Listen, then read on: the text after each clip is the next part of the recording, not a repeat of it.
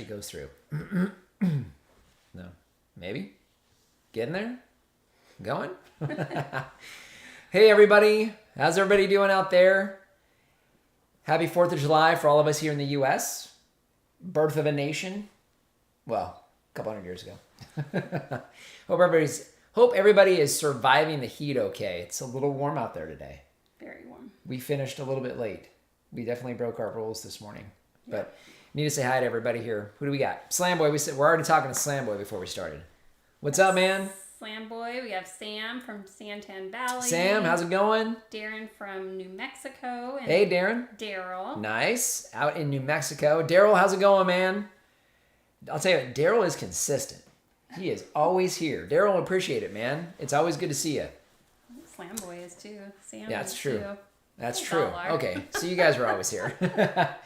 So I don't know if you guys saw the video today, but we did a video on irrigation.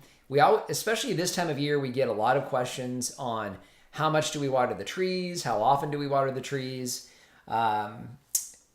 whether or not you have too much water, too little water, how you can tell. And so we wanted to answer some of those questions. I know we've got a lot of folks that have made comments and questions on that. But one of the things that we were pretty excited to see this year is we were able to finally get some irrigation reduction on most of the primary orchard trees. So all of the citrus, all of the stone fruit, all of the pome fruit, and also the berries. The only exception is the mulberries on the back of the property. Mm-hmm. But that's also by design. So those are designed to be large shade trees and wind blocks. So we want those to spread out a bit more and get nice and big. Yeah. So we also can irrigate them a little bit different. We've got 1 gallon per minute. We didn't mention that. We have 1 gallon per minute bubblers on there as opposed to half gallon. So we're able to irrigate a little heavier without any problems. So we got any questions? So we have Sean and Marcia. Mrs. Marvel. Happy Saturday. Hey, how's it going? Sean and Marcia. Sean and Marcia, how's it going, neighbors? And Daryl, we have had rain every day for the last week here around Baton Rouge area. I know. Every time I see Daryl, I start thinking of all the rest of the A-bears down in the bayou eating crawfish. I can't imagine rain every day. So technically, we've gotten rain several times. Technically. But nothing like you see, Daryl. So we only had one instance where it actually measured an amount of rain. Mm-hmm. And we're going to talk about it tomorrow, but we had one time this week, we got 1/8 of an inch overnight. Yeah. So it brought us up to 3/4 of an inch year to date, halfway done. And we've got just under 20 millimeters of rain. So yeah, for those of you international folks. So any questions here? No questions yet. We have Jay Pete. Really glad I stumbled on your channel. Oh, cool. I'm glad you found us, Jay. That is really cool. Always love folks stumbling over us. Well, stumbling over the channel. That is really cool. So I know a lot of folks out there are concerned about water. Obviously, I think we all are. It's pretty wild to see the variations in the West. You have flooding, in parts of California. And obviously they've caught up a bit in Idaho, Wyoming, and some of those places. Still really dry here, although we've had a lot of rain just north of us. So for us here on this property, our aquifer is actually filled by that rain that we can see that's basically just north of Wickenburg and off into those mountains. So even when we don't see a lot of the rain here, which we want, the reality is pulling water out of an aquifer, we're dependent on that aquifer being recharged. And on average, that aquifer recharges at twice the rate of its current usage or discharge. So we're still sitting pretty good. That's not the case, obviously, for everyone. And, for everybody in the city, dependent on the Colorado River and the water that comes through that whole channel, it's very concerning. And we obviously have family in town. I work in town. And obviously, we're very connected to the Phoenix area. So, that's very concerning. So, questions? All right, we have Alan. Hi, gang. Hey, how's it going, Alan? Double L, Alan. Sam, I planted a 25-gallon Cadota fig in April. I am noticing some yellowing on the leaves, and a lot of the fruit is dropping. Right. So the yellowing on the leaves is fairly common. We have that as well. Usually what happens is sometime around end of May June-ish and even into now, you're going to get a little bit of shock from the heat. So you have these trees that come out of dormancy nice and strong, kind of late spring. They start putting that fruit on. You have this beautiful green growth, and then they get those first few hits of really, really hot, dry weather, and they do kind of go into shock. That is normal. So getting the fruit drop, you have a newly planted tree. So it has its own set of challenges because it's newly planted. Remember, you're talking about a fairly small root ball, and so it doesn't have the ability to withstand a lot of variations in weather and also in irrigation. So it's common, especially for newly planted trees, to have fruit drop like that, which is actually really okay because it doesn't need to be worried about trying to ripen fruit right now. That's tough for a tree to do that. All right, Mrs. Marvel, we had a microburst yesterday here in Tucson. Ooh. Flooded a small wash, but you couldn't tell this morning. I feel like some of y'all need to share that rain. Yeah, I know, right? Seriously. It's crazy because we did get a microburst on the old farm, but those are scary because they could be very destructive. We had some destruction on the old farm with a microburst. Lots of wind and we have lots of dust, but not anything too drenching. It is frustrating to go through all of that and wind up with nothing on the ground the next day. Completely dry. Yeah, with a little bit of humidity. All right, we have Jay got a question sometime, and not really water related though. Looking for good books for basic gardening, like what to plant when type of thing. Okay, so what to plant when. One of the things we probably need to try to get up, I don't know whether we can get it up on the website or maybe we can post it here, but we actually use a planting chart that you can find from the University of Arizona. It's not a book, but that planting chart does a really good job of telling you when to plant. So if you're going to be planting seeds in the ground, it tells you when to plant those. If you're going to transplant, it tells you when to plant those. I don't have a good book. I'm not much of a reader, at least not in that way. I'm more of a visual learner, also audio learner. So I like podcasts and I watch a lot of videos and do read, but it's usually website based. So I don't have a good resource. But if you're here in Arizona and you're looking for a good planting calendar, so timing, that U of A calendar is really good. Yeah. And if you guys email us, our email address is on the About tab here on YouTube. If you email us, we'll get you a copy of that. So we use it too. So we were just looking at it actually a couple days ago. Yeah. To figure out what we're going to be planting here over the next month. Yep. All right, we have Aaron. Hey, how's it going, Aaron? Hello, neighbors. So happy to make this live chat. Sorry I've missed you the last couple months. I was in New Mexico last month fighting the Calf Canyon. Ooh. Hermit's Peak and Midnight Complex Wildfires. Aaron, Wow. thank you so much for your service. I've been able to thank you in person, but I cannot thank you enough for what you do. Thank you, sir. All right, and then we have Edgeonore Farm in Tennessee. Ooh, very cool. Chattanooga, I'm Got assuming. Tennessee, that's another one, man. So hot and humid. I imagine it's a little bit more moisture than we see out here. But I've never been to Tennessee. I've been in a few spots in the South, but not Tennessee. I think one of these days we need to go there. We do. Yeah. All right. How deep and what diameter is your well? So the borehole is 6 inches in circumference, and I believe, I don't know, I believe it's either a 1 inch or a 1.5 inch PVC pipe that they use to actually draw the water. It's 600 feet down. Our static water level stays pretty consistent from year to year. We had a house get sold at the end of the street, and it sounds like the water levels are about the same. We'll have to see what Mark's is looking like because his should be about the same as well. So we're pretty close between 420 and 430 feet. 430 and 440 feet. Old Farm was 420 feet. So it stays real consistent. All right, Daryl, I noticed a guy in the Tucson area growing a pawpaw tree and doing well. Any Wow. plans to attempt a pawpaw tree? No. So we did a lot of research on that. Actually, have some good friends of ours now that just moved here from the East Coast and actually gave us some pawpaws to try. And they were okay. I wasn't a big fan of them. So I think if they taste a little better, we might give it a shot. My understanding is the challenge with those is humidity, and they need humidity, which is the opposite of what we have here. We tried a couple of similar, not pawpaws, but a couple of similar fruits that needed more humidity and moisture, and we're just way too dry. So does that mean that we wouldn't try one? I can't say that we won't, but we don't have them on the plans right now. We weren't planning on trying a banana tree either. No. Thanks, Bob. I mean, sincerely, thanks, Bob. But if you're out there. All right. So have you started to see an increase in caterpillars eating your garden plants? If so, how would you handle them? So we haven't had too much in the way of caterpillars. I mean, I think I saw... Is this Sean and Marcia? Yeah. Yeah, we saw your post on that wonderful... it looked like a hornworm. I'm assuming that's a tomato hornworm.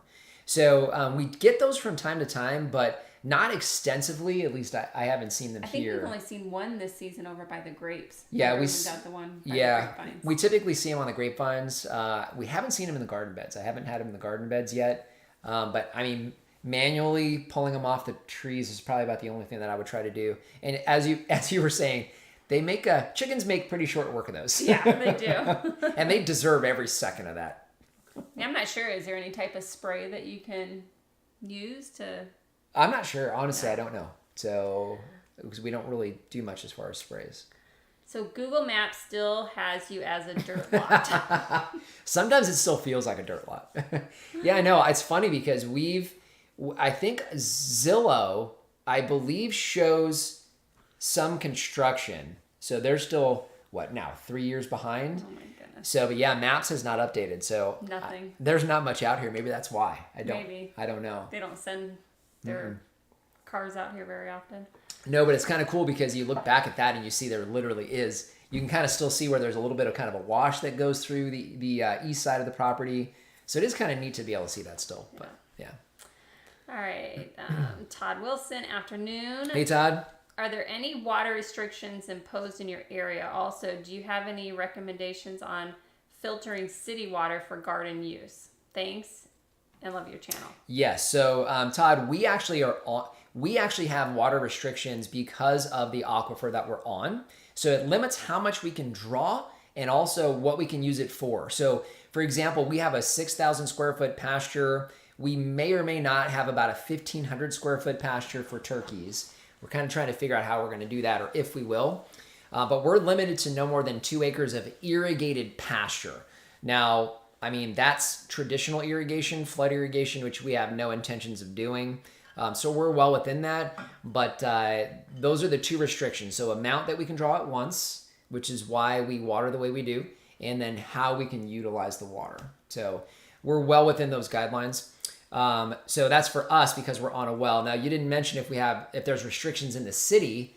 I don't know if that's what you're asking about. I'm not aware of any, that at least for Phoenix proper, I'm not aware of any restrictions. Yeah. And then also, do you have any recommendations on filtering city water Yes, for garden use? Absolutely. So the Boogie Brew filter, we have it in our Amazon shop. So if you head over there, and I think it's under, I don't remember which tab it's under, but if you go to our shop, you'll see it on one of our tabs. I just don't recall which one it is. I want to say it's under fertilizing or something like that, or it might be under equipment.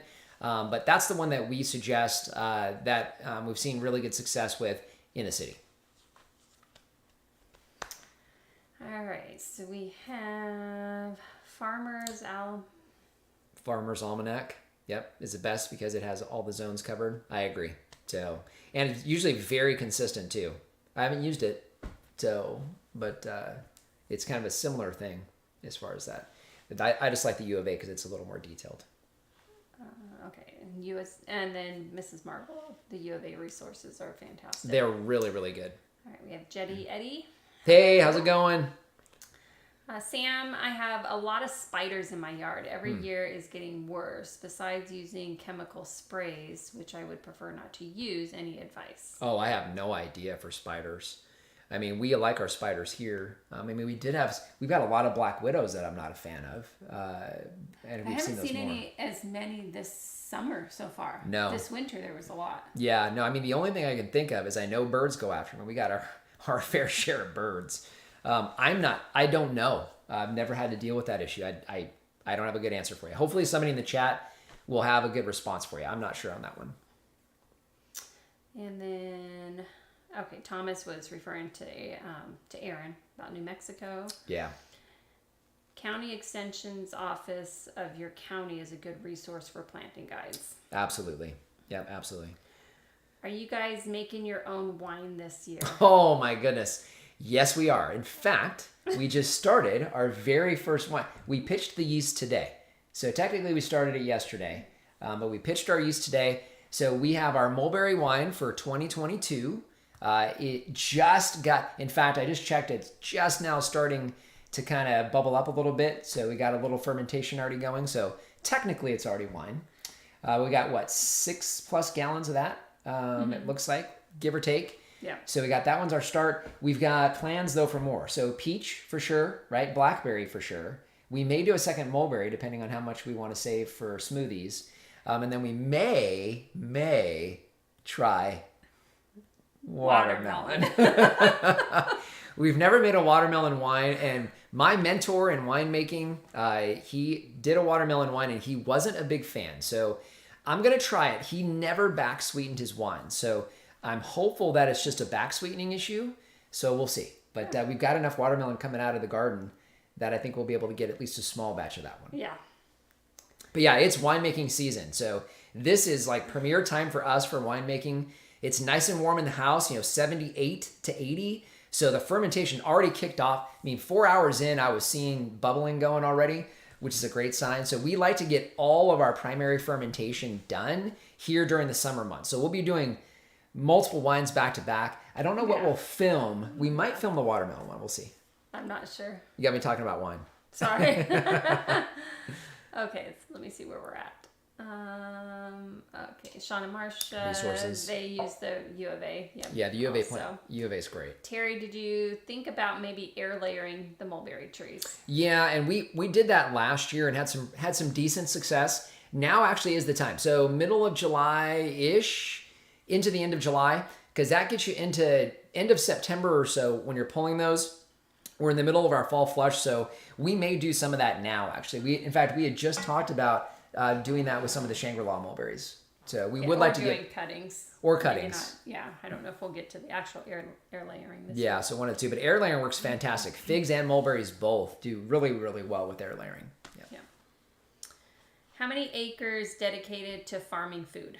So farming food, I would say out of the 6 acres that we have, the actual food production is probably on maybe an acre. Yeah, not very much. Yeah, I would say give or take, maybe a little over that. I guess if you include like animals and stuff. Well, yeah, but it's for actually farming. I mean, yeah, you'd have to include if you include the livestock, everything's on about 2 acres or so. Yeah. Maybe 2.5, and we still have a lot of space, a whole lot of space that we're still backfilling. So it doesn't take a lot, honestly. Mm-hmm. It really doesn't.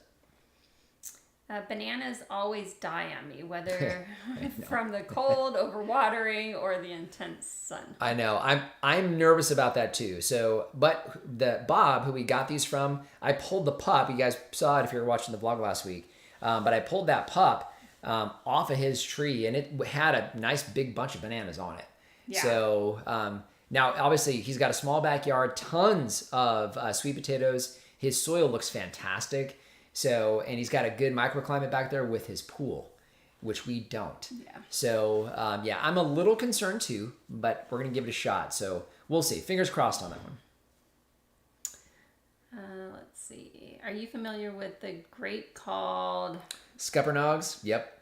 From the south, and do you think you can grow some if so? You know what? I'm not sure. What I read about that was back to humidity. So they need some humidity in order to do well, which obviously we don't have here. That is the southern grape, basically, is my understanding. So probably not. We can grow traditional grapes here really, really well. So we don't really have a need to do those.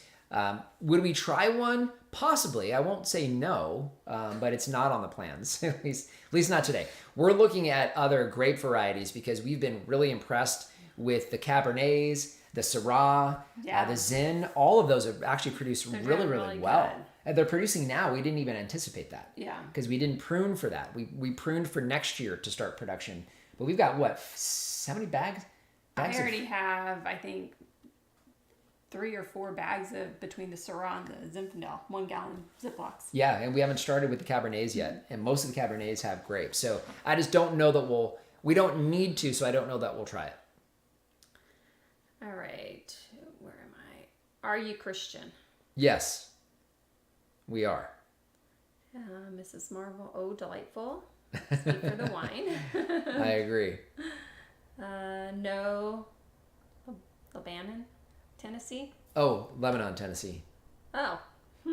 So they're getting rain now. Dry over 96 degrees for most of June. Wow, really? So, well, I'm glad to hear that you're getting rain. I know I've seen kind of hit or miss looking back east, but glad you guys are getting rain. I mean, I'll tell you what, we need it pretty much everywhere. There's a few people that would probably disagree with that, but I know we've got some viewers in Florida. Same thing. Still running up against some issues with not getting consistent rain. Obviously, we design everything around drought. It's common for us to have drought. So all of our systems are designed that way. So the challenge for everybody out there who does not have that as their kind of standard practice, it's a big challenge. I don't discount that. So I would just love some more of that rain. Spiders are good for gardeners.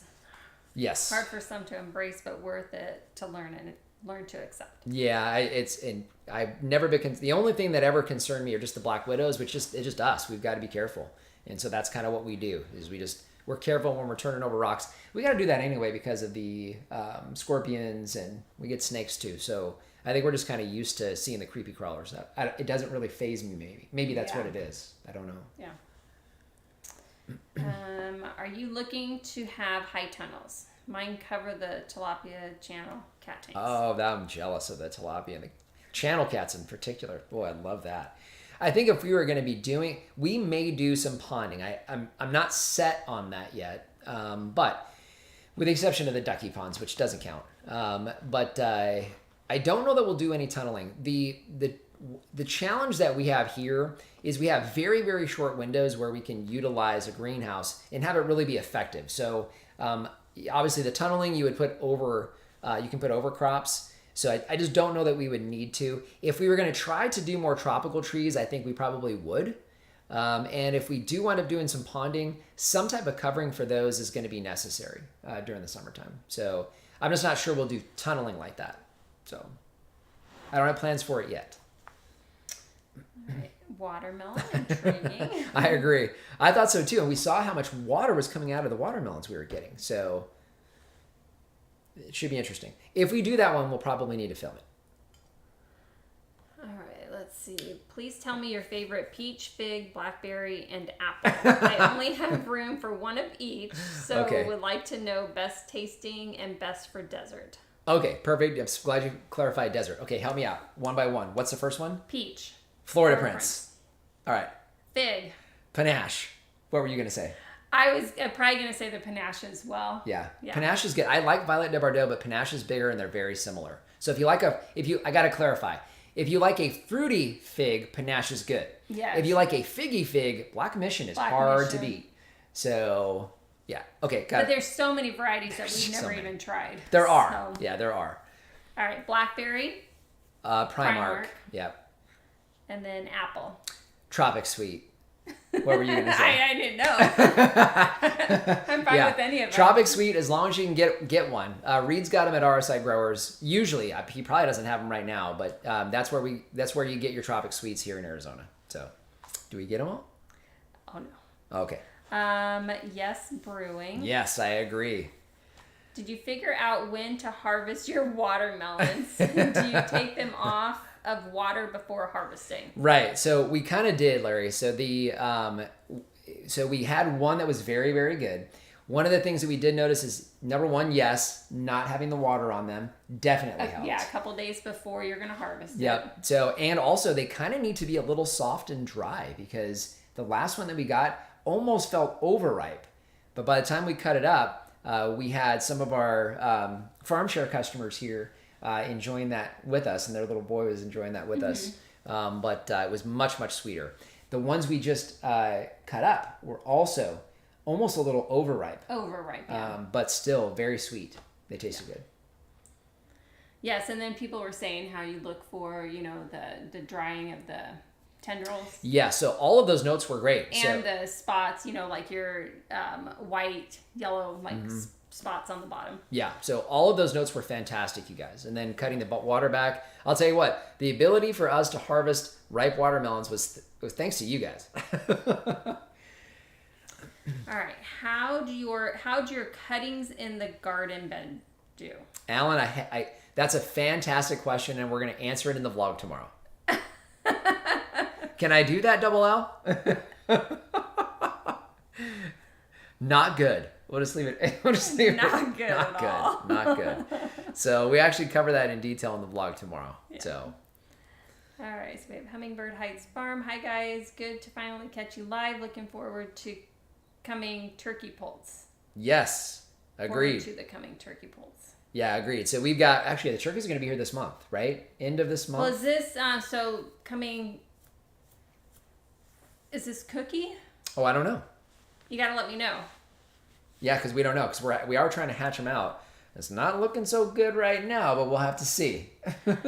We never know. I know none have hatched yet. So nope. If that's you, let me know. But if you're asking about the turkey poults that are coming later this month, we're looking forward to that as well, because those are going to be the first time we get our broad-breasted whites. Yeah. In. I think this might be cookie that we have the eggs in the incubator for. Oh, okay. Yep. Still don't know. I'm thinking, but none of them have hatched yet. No. Okay. Then we have, anyone got a manuka tree? I don't. We don't have a manuka tree. Wait, I know there's manuka honey, and then we have manuka grapes. Maybe there's a tree. I don't know what that is, if there is. I'm not sure. You have to let us know what that is. Thanks, God, good people. What ideas for bell peppers? Tried everything: watering consistently, composting, shade cloth, etc. They leaked out, looked great, and died. The only thing I can think of there, so we had, I'm trying to think back. So we had bell peppers on the house in the city. So we haven't done bell peppers since then. And they struggled there as well. We finally did get some, but they were tiny. They were like not much bigger than those little baby bells that you get, different colors. And I'm trying to remember, I think the key to that, I think we had to buy a plant start. We tried them from seed and it didn't work. I think we wound up getting a plant start, and then we got it in the ground early. So that's, I think, the only thing that I can remember, but that was, 10, 12 years ago, something like that, 10 or 12 years ago. So I don't really remember any details beyond that. Jalapenos is kind of what we focus on now, and they seem to work a little bit better. It looks like he's in Salome, Arizona. Oh, okay. Very good. Wait, for what? The bell pepper. Oh, gotcha. Yeah, so similar weather. I'm besides getting them into the ground early enough, I think that was from what I recall, that was the biggest challenge, because we tried them from seed, got them in way too late, and they didn't survive. Beyond that, I'm just not sure. We haven't attempted bell peppers since. I remember not being all that impressed with them either. So I'm sure we have people out here that have done bell peppers. Yeah. So maybe somebody can give some advice. Yeah, I don't have more advice on that one. All right, what about fig wine or peach wine? Yes.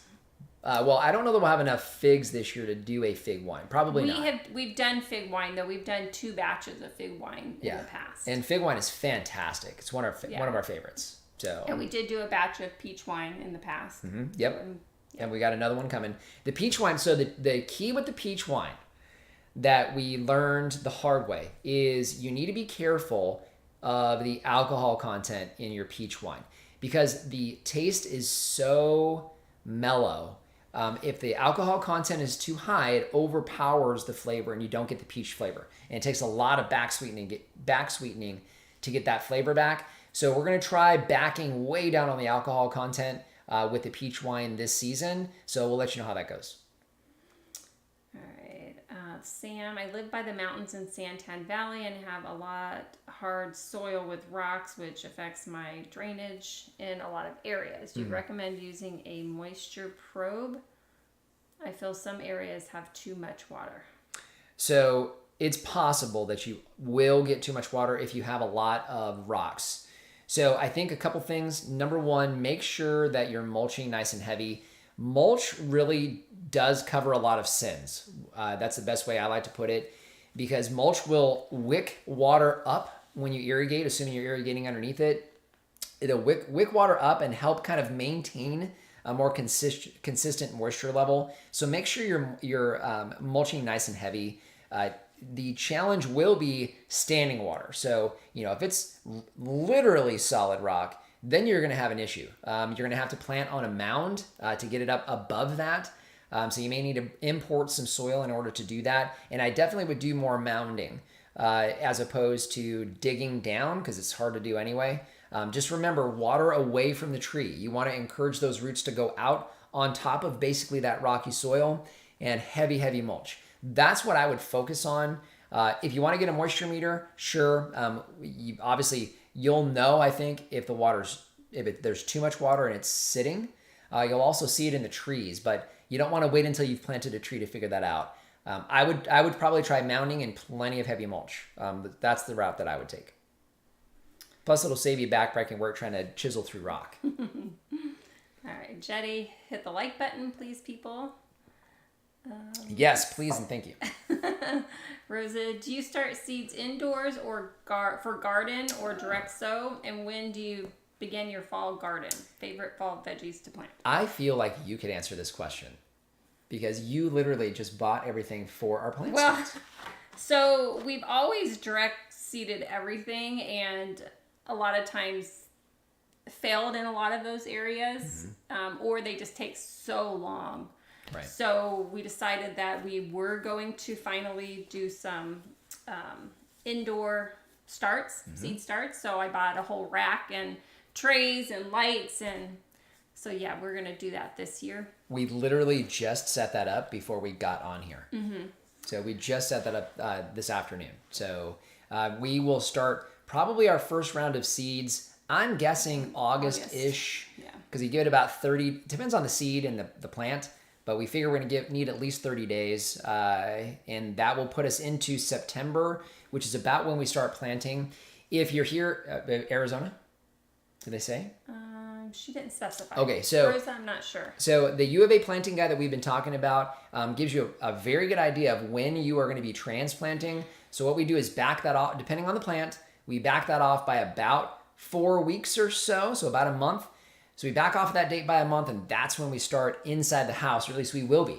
And actually, we've tried in the house before, but we didn't have the whole setup with lights and everything else. We just tried it like in the window. Right. So we're going to try that out this year, see how the setup works, and if it works well, we'll let you guys know. And then I think assuming it does well and we can start figuring out timing on these, we do owe you guys that information. So we will make sure we communicate that. All right. Bell peppers are terrible. Grow poblano. Poblanos. Yeah, actually, poblanos is one that I would consider. There's a couple different ones. Anaheim chilies. There's a couple. All right. So with this heat we have, how bad is it to be growing squash pepper species in partial shade? We have a large tree that blocks off a lot direct sun depending on part of day. Right. So squash season is kind of just about over. So we actually started pulling some of the squash. Now, could you extend that a little further into summer? You probably could.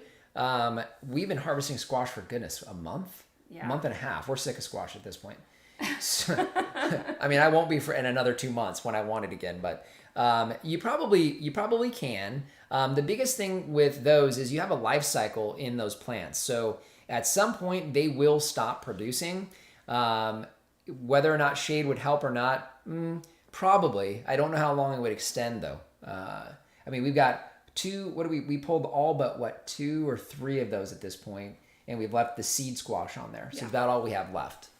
But even then, in full sun, we still have squash on a couple of those that are still producing. Yeah, and they usually, with the leaves on the squash plants, they shade out a lot of the fruit. So the fruit usually ends up still fine, even though the leaves kind of get a little sunburnt and crispy. But back on squash, we just harvested our pumpkins yesterday. So we harvested those. We harvested our last zucchini today. And we're starting to cut the plants out. We got cover crops in there now, or the fall beds are covered. And so we're looking forward to fall now. So it's hard to say. If it works, let me know. Will you be moving your irrigation rings around the trees, or are they pretty much set for the remainder of the life of the tree? So the honest answer to that is I don't know.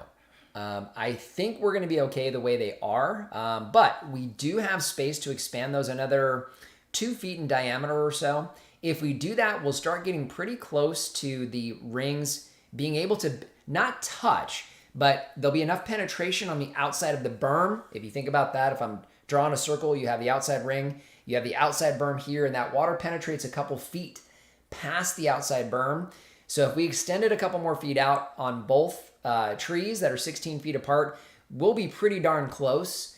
So we may, and there is enough space to do it, but we don't have plans to do it anytime soon. So it'll still be a couple years before we do it, if that's going to happen. Maybe that would be a good workshop. And we'll feed everybody. That's funny. Let's see. Where am I at? Sorry. I moved the thing and it... Wow, we're way back here. Sorry, guys, if we missed some questions. We got a lot of folks How in. did it move all that? Yeah, I'm not sure. We're way behind here. All right. Greetings to you both from Saudi Arabia. Ooh, we appreciate hey. your efforts in spreading useful knowledge through experience and love for others. How's it going in Saudi? That is so That's cool. A lot similar climate. I know. It's for us in the Middle East. It's very, very similar. All right, so this is Cookie. I know that now. We have arched cattle panels and run vines over. Mm-hmm. Then the raised beds can grow longer with partial shade. There we go. And holds up to the harsh winds. Yep. Yeah, we've been starting to do that as well. Glad to hear that. So that's Cookie? Mm-hmm. Oh, very cool. Yeah, Cookie, we're seeing the same things here. So those cattle panels are awesome. Some T-posts and cattle panel, and you're ready to rock. Yeah. Yeah. All right, so one more. Growing melons right now, shade or direct sun? So we have melons in direct sun. There's still some watermelons out there, Mm-hmm. and the cantaloupe are just about finishing up. I'd say you probably want to shade them at this point, though. They are starting to get some sun Especially if you're damage. starting them off, Yep, they're starting to get sun damage now. I think we're looking at timing. We may try a few in the fall because the cantaloupe have been fantastic. We were just having cantaloupe this morning. Oh, so good. And it was really, really good. So those were saved seeds from the grocery store. Yeah. All right, and then Cookie, and I'm hoping some of those turkeys hatch here. I'm expecting it this weekend, but I'll let you know. We thought we saw one of the eggs move yesterday, so. Yep, but nothing today. So today's day 28. Yeah. So but the humidity was a little high, so we may be a day off. And the humidity in the incubator is high too, and so I know if it's a little on the high end, it usually is a longer hatch rate. So. Right. Yep. But it's also not our incubator, so we're borrowing that from our neighbor. And it's been a little hit or miss with that incubator, so we're keeping our fingers crossed. Yeah, it sometimes doesn't do the turning of the eggs. So. Mm-hmm. Yep. Okay, let's see.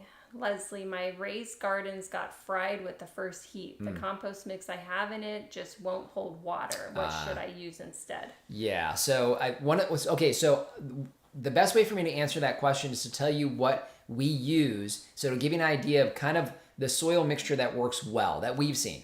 So we buy our soil. It's a sandy loam that we get from Pioneer. It's the rock company. Totally dead, but it's a 30% mix of native soil, sand, and their compost. So that has a tendency to aerate really well. You can see the root crops that we grow do really well also. The native soil that's in there will hold a lot of moisture, as you know. It's clay. It's predominantly clay. And that has a tendency to do really, really well. Now, it's completely dead, so you're going to have to build that soil. But that's the mixture that we've found actually does work really well. And if you look at most plants, sandy loam is kind of the standard answer as far as the type of soil that you want to have, because it will drain, but it will also hold moisture. So it's not draining too fast, but it also does drain some with the sand in there. So I would say if it's draining too fast, we're surrounded by a whole lot of clay. So putting some native soil in there may not be a bad thing. Just realize if you're digging it up out of the ground, you are adding a lot of weed seeds to your bed. So there's really not a way around that, though. Yeah. All right, we have Jose. Hi, Jose from El Paso. Hey, what's up, Jose? What's a good table grapevine variety? You want to try this on 1, 2, 3? 1, 2, 3. Flame. And number 2 would be Thompson. Okay. Oh, we're sorry. gonna go down. So Flame or Thompson. So the Flame grapes So the flame grapes that we have little baby seeds in there. I don't know why, but so the flame the flame tastes fantastic. It's a very solid producer. It has a wonderful red grape. It's very, very sweet, very, very consistent production. The Thompson generally has larger clusters. The fruit's about the same size. It's a green grape, but the production is not quite as consistent as we've seen as the flame. So, but in El Paso, pretty much the same as here, man. So you're probably going to be fine with either one of those. Yeah. Yeah. All right. When do you plan on pruning your trees? Waiting until the fall flush, or will you be doing any summer pruning soon? Well, Aaron, you beat us to the punch. We literally filmed a video today on something we're pruning now. So we do prune citrus right now. Now, we don't do heavy pruning on citrus. We do spot pruning on citrus. And what we wait for with citrus is, number one, we needed to thin the trees. So we do thinning. You guys will see this once we get it posted, probably next weekend. We do thinning and we do some spot trimming, mainly on the base of the tree. So we do some of that here right now. What we look for is some flush, which typically happens with our monsoons. So we figured we needed to get some of that done. We had to get thinning done. So we did do that. Shy of that, we don't do any pruning right now. Only because citrus those are beefy, man. They take a lot of abuse, so they're fine right now. The challenge is most trees at this point, they're getting a little bit of shock because of the heat. So I would really hold off until we go into the dormant season. If you have to take a branch off, you can, as long as it's not half the tree. But if you need to take something off right now for some reason, you're still okay. We're still plenty dry, even with the monsoons. We're 30% humidity, which is double what we normally are, but still 30% humidity. So you're probably not going to have an issue with any type of disease getting into the tree by making a cut right now. And they will heal over fast. So. And there is a lot of people that do summer peach tree pruning. I prefer to do summer peach pruning if we could, but we've seen that just too much shock on the tree when you do that this time of year. All right, so start using humic acid. Circulation. Yeah, I think they're answering the question. Somebody else's? Okay. Yep. Thank you. All right, Alan, bummer on the cuttings. No problem waiting for vid tomorrow. Will you be able to send some jujube seeds to me in South Africa? Ooh, South Africa. I will pay for seeds and carrier. So, who is it? Shabir? Okay, so grab. I'll see what we can do. We don't normally do that kind of thing, but I would like to try to get some to you, especially in South Africa. So our email address is on the About tab here on YouTube, or you can message us on Facebook or Instagram. Just farm name will work. I don't know what I'm going to need to do to save those seeds, so you're going to have to give me a hint, because jujubes are new for us. Yeah. But they do have seeds. So do you actually pull the seeds out, or would you just send the whole fruit? Maybe the dried fruit. I'm not sure. I don't know how that works. So, but yeah, send us an email or message us. We'll see if we can figure it out. All right, Alan. Hey, Finca? I'm not sure.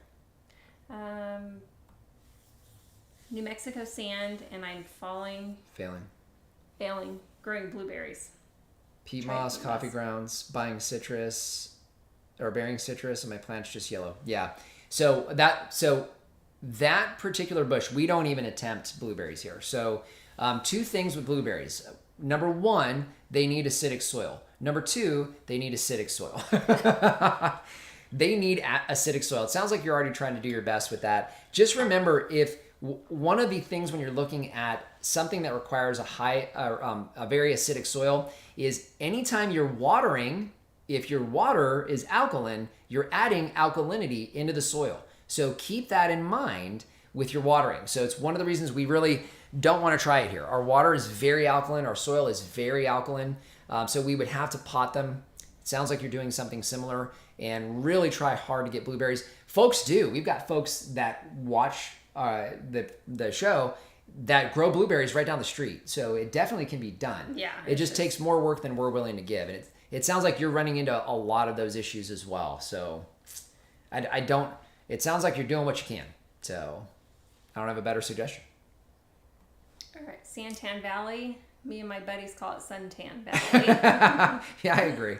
No doubt about Jenny, that. Alan, what's up, buddy? Oh, very cool. All right, Kim, I have a Pakistani mulberry that's over 2 years in the ground, 18 feet high, no fruit yet. Any suggestions? It's watered well, lots of mulch. I'm in Glendale. So Kim, it's if you truly have a black Pakistan mulberry, you should at least see fruit set in year 2.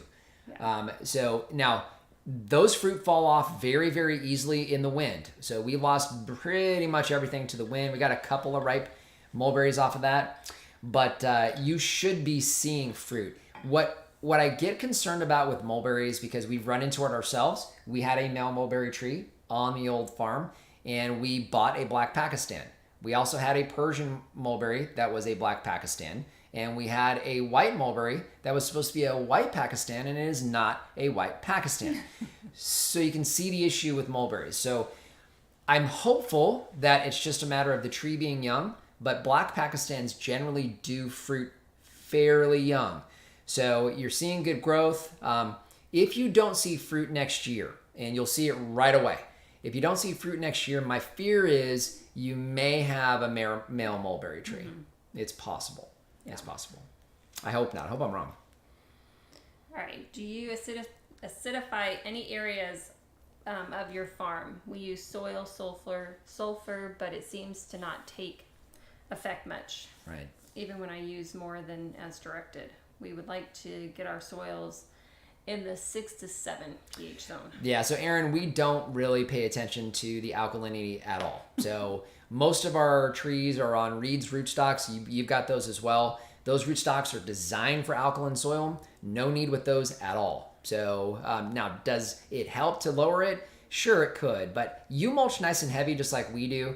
Trying to get down to a number, I don't know what to tell you there, because every time you water, we were just talking about this a moment ago, every time you water, you're adding alkalinity to the soil. So I think rootstocks are key. Realize that even though our alkalinity is high, most of the trees that we grow around here are not an issue. So, mulberries don't care, blackberries don't care, olive reeds rootstocks don't care. So, a lot of that stuff it's not an issue. Citrus doesn't care, by the way.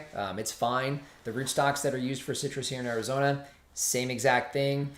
So it's just not an issue. We have a lot on here. Okay. Let's see. We're gonna do a speed round. Rosa, yes, she's in Phoenix. We have Pam. Hi, gang. Hey, hi, what's up, Pam? William, thanks. Jetty, Definitely. You guys should try growing Mexican sunflower. It's fast growing, bio accumulator, and really nutritious animal fodder. Yep, and Eddie, we've had several people suggest that. So I think next year we need to start looking at that. As we start to do more of those fodder programs here on the farm, that's a great suggestion. Several folks have suggested that. All right, we have Robin. My neighbor behind me has 7 to 8 30-foot pine and eucalyptus trees, less than 20 feet from my fruit trees. I pull all roots I could find years ago. Fruit trees struggle with production. Suggestions. Yeah, so my only guess to that is it's shading your trees. Let me know if that's the case. I'm making the assumption. So fruit trees, we've talked about this before, they need sunlight all the time. Now, folks will argue when they may not. I can tell you, having grown a few hundred fruit trees in full sun, they don't, with few exceptions. So if they're getting any shade, that's part of the problem. Second thing is, when it comes to so a lot of folks have issues with eucalyptus and the leaves and things like that. We have not had any experience with that, so I would not be able to give you advice on that. I wouldn't know. But if they're shaded, that would be a problem. Yeah. So, and any shade, by the way, is a problem, especially with, any trees. We never shade any of our trees. And they do really, really well. You guys see that. So I'm not sure beyond that. I have a small mandarin. New leaves are curling on the sides, but looks evenly green and shiny. Is it water or nutrition problem? It's hard to say. So it's a mandarin. Yeah. Is it newly planted? New leaves. New leaves. So it's probably the new growth and the heat. Okay, yeah. So that it probably is. Frying them a little bit. It probably is the heat. So it's been hot. So when it's hot and dry, it will do that to new shoots. As long as you're seeing new shoots, the tree's doing good. If the shoots are struggling, it's probably because it's just too hot and dry. And because they're new shoots, if we get 110, 112 and no humidity, it's going to burn them up pretty much no matter what you do. You could try to shade them, but I wouldn't shade that tree. Citrus trees need full sun to thrive. So, all right. Hello, I'm out in Vegas. My guavas are on the yellow side and a little slow to grow. I've added sulfur and iron spray. Maybe the heat. So if you're seeing yellow, so you said guavas, I'm assuming you're talking about the leaves. If you're seeing yellowing of the leaves, you may have too much moisture. So I know you guys in Vegas have a higher sand content in your soils. So my guess is it probably isn't that. The biggest thing usually is moisture though. Now remember, these trees are designed to be in a humid environment, but having their feet soaking in water is not good for any tree. So my guess is it might be that. The second thing, leading back to water, it could be water. Third thing, getting back to Vegas, is if you're not heavily mulching those and using some type of manure-based fertilizers that are going to help to add some nitrogen into the soil, you may be running into a nitrogen issue. Kevin, a good friend of ours in Vegas, he focuses on nitrogen a lot more often than we do. We really don't look at that much outside of our normal fertilizing schedule.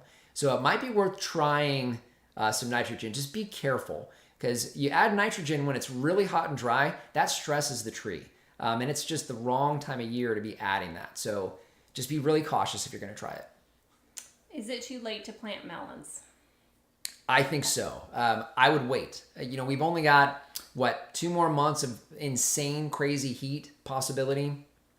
I think we're going to look at melons again in end of August, maybe September, and give those a shot into fall. As long as we don't get frost before they're ripe, then we should be good. So I just hang in there. So right now is not a good time to plant too many things. Sweet potatoes, cowpeas, those do good. Sunflowers are still fine. So there's a few things that'll do okay, but I would wait on those. Speaking of Kevin, hi from Vegas. Hey, what's up, Kevin? Was it Kevin? Oh, very good. That's the friend we were talking about. How's it going, Kevin? So I had a question on yellowing of leaves in Vegas. Well, you'll see it in the comments. All right, so Pam, when you call Pioneer for the soil mixture, what do you ask for?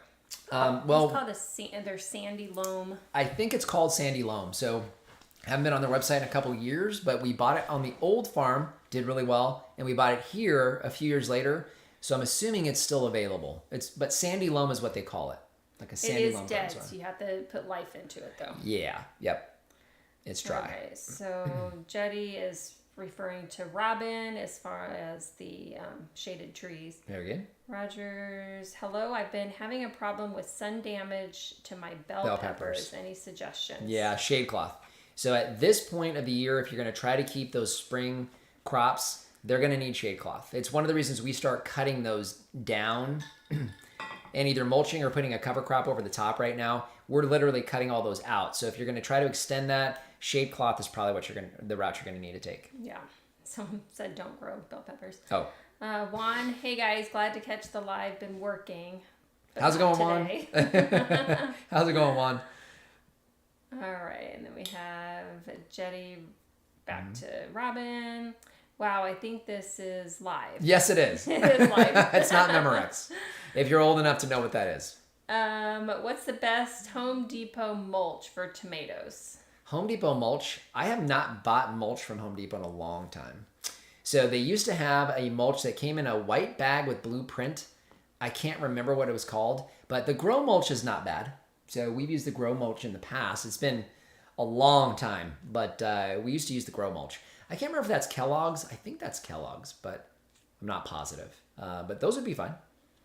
All right, and then we have Affordable Desert Living. I'm doing, I don't even know what that is. I don't know either. Paulownia? For shade trees.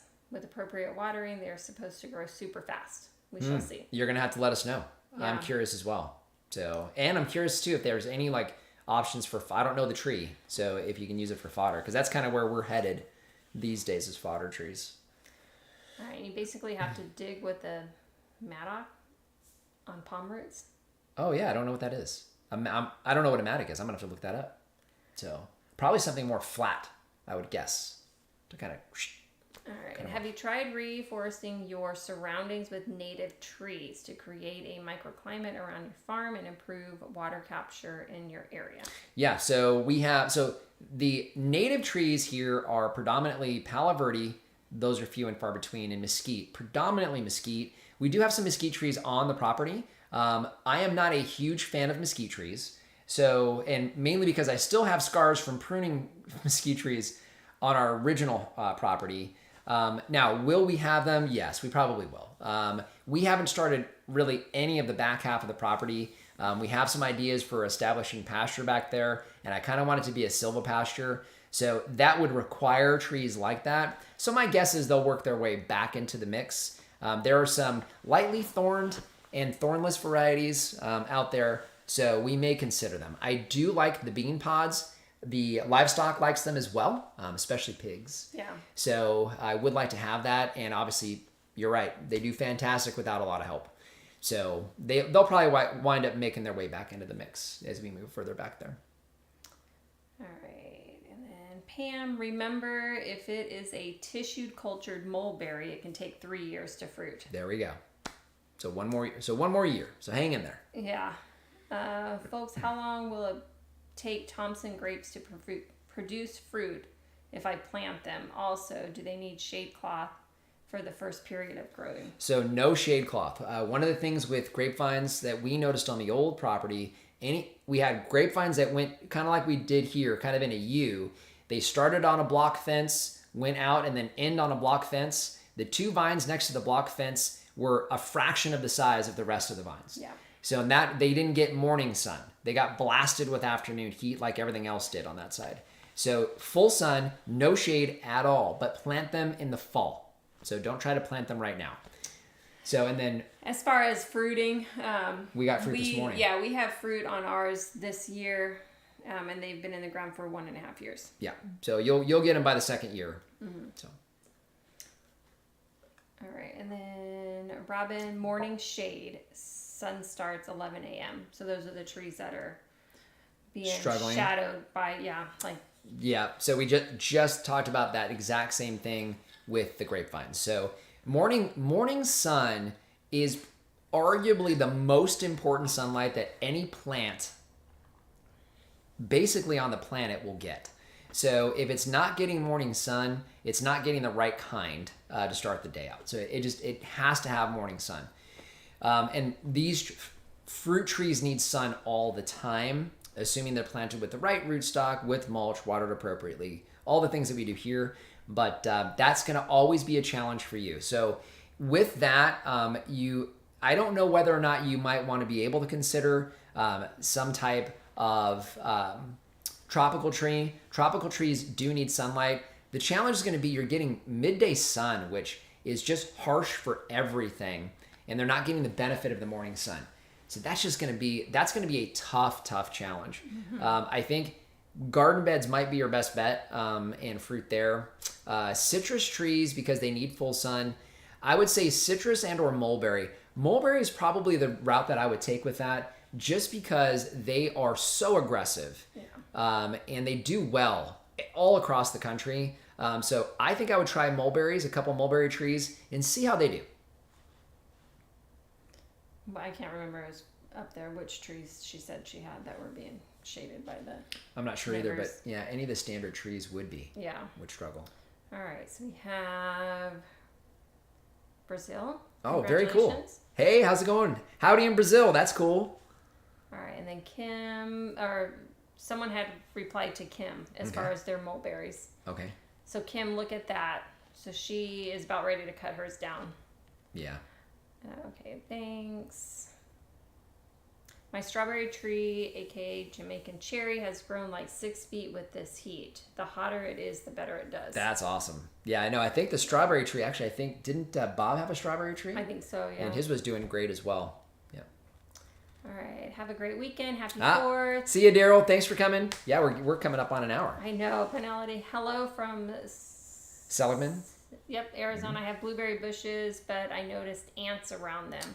Should I be worried? Well, besides the fact that ants are obviously going to eat fruit, generally we don't really worry too much about ants. Typically, ants on trees are going after fruit, or they're going after sap, or they're going after aphids that ants are farming. So it's hard to say for sure exactly what that is. You know, blueberries, it's a berry. So you will get ants, especially if they can pierce the skin, which these will do, that may try to eat some of that fruit. If you have the ability to use some tree tanglefoot, so it depends on how the bush is shaped towards the base to keep them from climbing up, you might try it. But other than that, we don't get too concerned about ants on the trees or bushes. They're going to be there because they're actually good for the soil. So Lori doesn't like them. They're everywhere. They're good for the soil. All right, Pam, I love your videos and would like to ask if you can go into more detail when you are planting. So like digging the hole, adding the amendments, how much, etc. Yeah, and I think we did that in a few of our planting videos. I don't know. We will have some planting that we'll probably need to get done. We've got a few trees we lost this year. So when we replace those, maybe we will do a little more detail. Okay. We're doing a little bit better with how we edit our videos. I don't know if you guys have seen that. I won't say we've taken some classes, but we watched some YouTube classes on video editing. So I think I'll be able to get that in there with more detail and have it still be something that somebody's going to want to sit through. Yeah. Some of our older content is hard to sit through. Sometimes you guys speed up the video and it's hard to see what you are using and how much you are using. Yeah, I understand. So some of our old videos are they're really not all that good, honestly. We had no idea what we're doing. No. So we're getting better at that. All right. So I have 10 acres of raw land in just under Yucca, Arizona. Okay. No clue where to start. Skid steer and clear out maybe an acre. Hoop house, greenhouse. Mm-hmm. Can this survive the tremendous winds though? And off grid. So you got a lot of challenges. 10 acres is fantastic. It's a great amount of space. We've got 6. You got more than that. So you got lots of space. What I would suggest is you use a permaculture approach to what you're doing. That's probably the best way I can answer it today because it's a long description. So start with where you're going to live, have water, and start working around your house with things you're going to visit every day. So garden beds, chickens if you're going to have chickens. I would focus on those things. Yes, you'll probably need to clear some land, assuming that it's like ours was here, which was just brush everywhere. There weren't trees, it was brush. So we cleared the brush immediately because we knew we were going to have to run irrigation lines. But for the most part, we've been working from the house. If you look at the overhead view of our property, you'll see that everything is around our house, and that's a permaculture principle. You work in zones 1 and 2 first. We're still basically in zone 2, even though we skipped and planted some trees in the back. For the most part, there's nothing except for the things around our house immediately. So, but garden beds are fast turnaround. Clear that acre, find your water source, get water to those areas, and start planting some annual crops. That's really probably your best bet. Once you get irrigation in, because your trees are going to need it, be careful planting trees before you get irrigation, because they are going to need to be irrigated. You'll get into trouble if you're going to try to hand water a bunch of trees. So. Yeah. All right. I have to say I am from Kuwait. Our weather is quite harsh, similar to Arizona. Yes. And your channel provides a lot of help. That's fantastic. Unfortunately, our weather is harsher than yours. We've reached plus 50 Celsius at midday. And I'm trying to remember the Celsius conversion because in the month of June, several times we have hit 125 Fahrenheit. And I believe that's over 50. I think it's like 55, 56. So we know just how you feel. That is really hot and dry. Not much survives that. That's very, very stressful to everything and everybody. It's time to seek shelter. But what I can encourage you with is we do get up to 120, 125 Fahrenheit. Again, I believe that's over 50 Celsius. And as long as you're doing some of the principles that you see us doing here, especially with fruit trees, heavy mulch, nice wide water rings, deep and infrequent irrigation, you're going to find some success. And a lot of the trees that we grow here, you'll be able to grow there as well. In fact, we've had a couple people from Saudi send us emails of growing. I know it's close. They're neighbors. So growing even in pots. So you're going to be all right. You're going to be able to do this. All right. Rosa, thank you so much for taking time to answer our questions. Absolutely. Robin, thanks for answers in Mojave Desert. Very good. I'll just have to plant more trees. I agree. It seems we keep doing the same. Alan! Alan, I finally made it to one of the live Hey, podcasts. how's it going, Alan? Planning on propagating any blackberries for sale? Yes, we already have a few. So. I think we have 4 small pots that we did in the spring. Yep, and we had a few that we sold earlier this year. So yes, we do. In fact, one of our beds is basically turned into a propagation bed. It's the best way to describe it. So yeah, we're working on that. What's nice about that is we can propagate from in the fall, and they're good in the spring. So that's kind of where we're headed with that. Yeah. So, yep. But we do have a few in pots now. Yep. All right, Pam, they are good. It is always good when you leave people wanting more. Yeah, I hope we got to everybody's questions today. All right, BB Thomas, do you have a link to the tree stock place? I can't find it on the web. RSI growers? Is it RSI? I think it is Reed. Okay, RSI. So Roger, Sam, Indigo growers is what you want to look for, and you should be able to find that. If you type that into a Google search, you'll find them. Yeah. Reed is who owns that, and they're in Glendale. He's in Glendale, Arizona. Yeah, RSI growers. Yep. All right. And then Kuwait's good for date bombs. I agree. It sure is. Juan, happy 4th. Be safe, yes. guys. The year is almost over. I know. It does seem that way, right? It's halfway over. Goodness, I can't hey, we need to swap out our toothbrushes.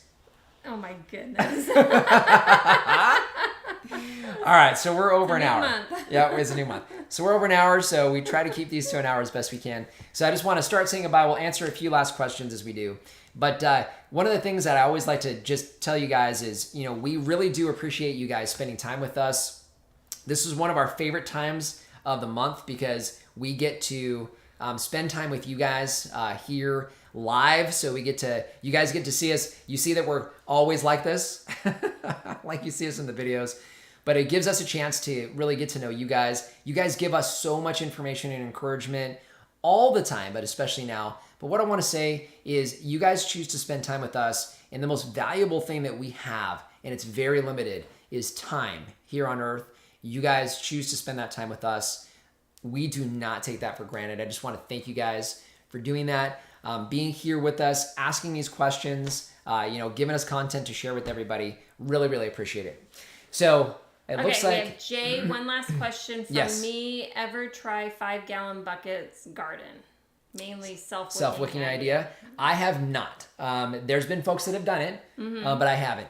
A big reason why is because if I had a lot of buckets out there with plants growing out of them, this one right here would get frustrated because there'd be a bunch of Home Depot buckets all over the place.